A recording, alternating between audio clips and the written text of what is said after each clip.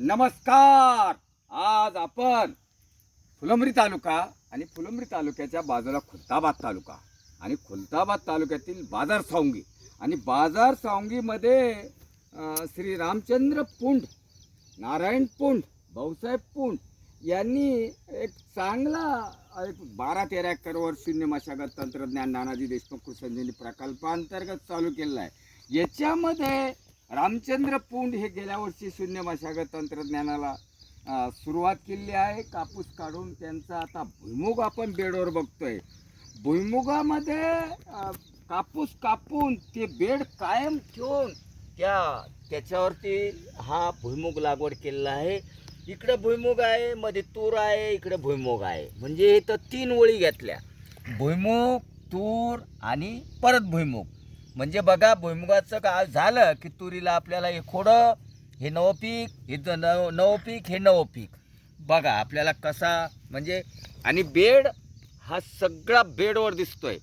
भुईमुगाची सुद्धा लागवड आम्ही मराठवाड्यामध्ये संभाजीनगरामध्ये बेडवर चालू केलेली आणि सिनियर बेड म्हणजे 1 वर्षाचा बेड आपण बघूया. 4 ओळीसुद्धा करता येतात. ही 4 ओळीचं आपण मगाशी सांगितलेलं माननीय आदरणीय आमचे कोळेकर सर की 4 ओळीसुद्धा आपल्याला करतायत. जसा परभणी, मराठवाड्यामध्ये परभणी आणि हिंगोली, नांदेड या भागामध्ये सोयाबीन मोठ्या प्रमाणात होतं. वाशिममध्ये ते 4 ओळी सोयाबीनच्या करता आम्ही 4 ओळी भुईमुगाचे केलेले आहे. 1, 2, 3, 4. मग मध्ये 5वी ओळ पण तुरीची घेतलेली आहे. म्हणजे 5ही ओळीवर जाऊ शकता तुम्ही आणि 4ही ओळीवर जाऊ शकता. 6 इंचाचं हे जुनं कापसाचं खोडं आहे, हे कापसाचे खोडं आणि ह्याच्या बाजूला भुईमुग कसा डोलतोय बघा.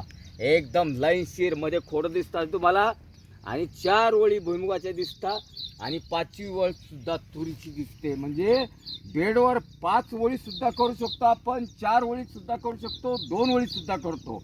हा झाला एक छोटासा भुईमुगाचा 10-12 गुंठ्याचा प्लॉट. आपण आलो आता मकामध्ये. मकामध्ये बघा 2 ओळी केलेल्या आहे.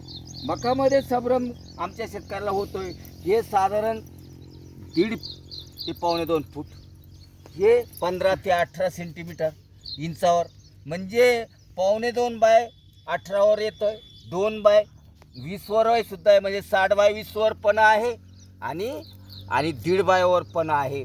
तर इथं काय झालं, हा सगळा 60 बाय 20चा अंतर दिसतोय आपल्याला आणि मोजून सुद्धा घेतला आहे आम्ही. 60 सेंटीमीटर 2 ओळीतलं अंतर आणि 2 रोपातलं अंतर 20 सेंटीमीटर 18 सेंटीमीटर पर्यंत आलेलं आहे. आणि हे सगळं टोकननं दिलं आहे. बाजूची जी वगळ दिसते, आतापर्यंत आपण पेरणी यंत्र ऐकत होतो, पण आता टोकन यंत्राने खत पेरणी सुद्धा सुरुवात झालेली आहे. कालच खत पेरणी त्याच्या बाजूला केलेली बघा. की खत वरते टाकायचं नाही, खत वर फेकून द्यायचं नाही, खत पेरणी करून द्यायचं. त्याच्या बाजूला दिसतंय बघा, आता ते खत दिसतंय तुम्हाला. आणि टोकन यंत्र काल 6,500चं धारवेहून आलंय बाजार सावंगीला. धारवा ते बाजार सावंगी, धारवा ते खुलताबाद. आणि इथे टोकन यंत्रानं सगळा मकाला खत पेरणी झालेलं आहे. भुईमुगाला सुद्धा खत पेरणी केलेलं आहे आणि मकाला सुद्धा खत पेरणी केलेलं आहे.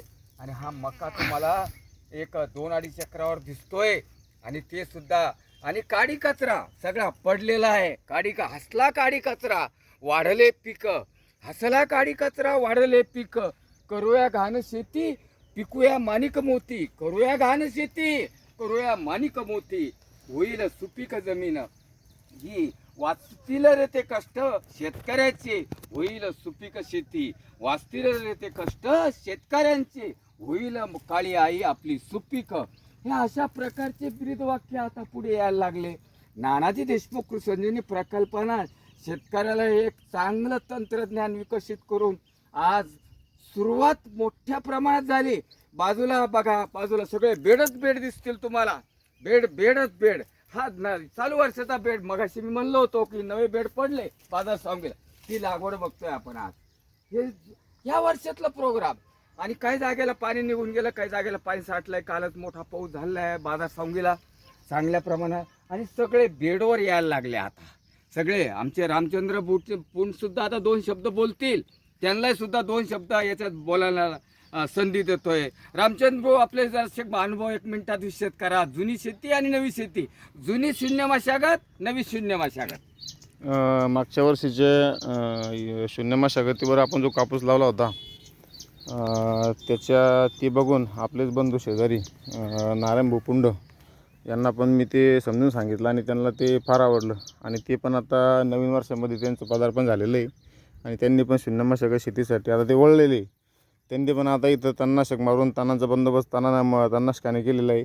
कुठलीही जमिनीची हालचाल न करताना पूर्ण आता हा जो मका आहे तो पूर्ण शून्य मशागतीवर घेतलेला आहे आणि आपणही इकडं भुईमुग मक्का पूर्ण तणनाशकाचं साहाय्यानंच आपण शेती करतो इथे शून्य मशागतीवर. आणि इथं कुठलीही महिलांचं निंदन काहीच नाही आहे. पूर्ण शेत ही पूर्ण मागच्या वर्षीची बेड आहे, याला कालच खताची टोकन करून घेतली आणि इथं तणनाशकांना सगळं आपण शेती करतो आहे. आणि खंडागळे साहेबाच्या मार्गदर्शनाखाली हे आपलं दुसऱ्या वर्षातलं आता पीक चालू आहे. आणि माझी अशी विनंती राहील शून्य मशागत शेतकरी करणाऱ्या शेतकऱ्यांनी का आपण आता कुठंतरी थोडंसं पारंपरिक पद्धतीने थोडं थांबून आणि शून्य मशागत तिकडे वळलं पाहिजे. कारण जेणेकरून आता होणारा कष्ट आणि जो व्याप आहे तो आता कुठंतरी याच्यातून कमी होणार आहे. आणि याच्यात शून्य मशागतीमध्ये आपण फार आपल्याला निश्चिंत काम झालेलं आहे. कारण तिकडं तो कापूस आहे बघा, कापूस वरती शून्य मशागत टोकनना आता इथं तणनाशक मारायचं आहे उद्या. इथं पण आपण कापसाचे टोकन केलेले आहे, टोकन यंत्रणा. आणि हे सरीमधलं जे गवत उगलेलं आहे आपलं वरती बेडवर गवत कमी आहे, हे सरीतलं जी जागेला जिरवणार आहे आपण आणि जो सेंद्रिय कर्बाचा पुरवठा होणार आहे आपल्या पिकासाठी फुकटात तो इथं आपण झाडाला उपलब्ध करून देणार आहे. जेणेकरून आज मार्केटमध्ये खताची किमती फार गगनाला भिडलेल्या आहे आणि शेतीवर होणारा खर्च वाचला पाहिजे आणि उत्पन्नात वाढ झाली पाहिजे आणि जमीन सुपीक बनली पाहिजे, याच्यामागचा हा उद्देश आहे. तरी मी खंडागळे साहेबांना विनंती करतो की त्यांनी असंच आपलं काम चालू ठेवावं आणि भूमातेची सेवा त्यांच्या हातून घडो, सर्वांच्या हातून घडो अशी माझी प्रार्थना राहील. धन्यवाद मंडळी.